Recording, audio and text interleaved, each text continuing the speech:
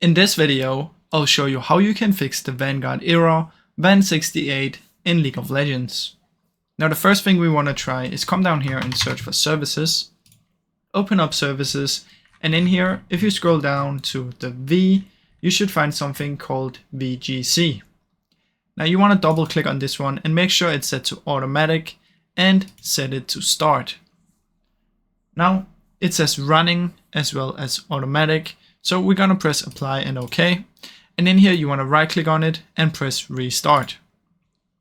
Now just wait for this to restart real quick, and then once it's done restarting, now you can try and launch and see if it works.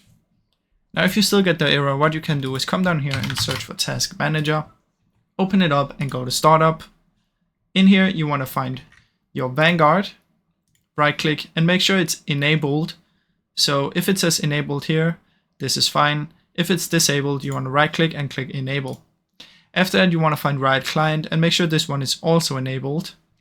Once both of these are enabled, you can close it down and then restart your PC. Now as a last resort, if none of this works, what we can do is simply reinstall our Vanguard. So come down here and search for run, type in %local app data %, press OK, and in here find Riot Games.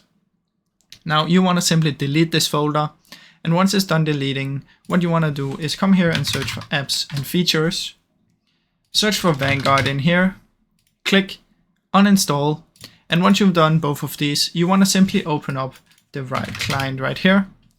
Open that one and then find the League of Legends, and there should be an install button or update button, and that basically just means to reinstall the Vanguard.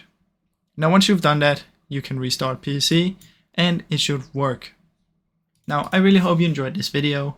If you did, please leave a like and subscribe, as it helps me out a ton. Thank you so much for watching.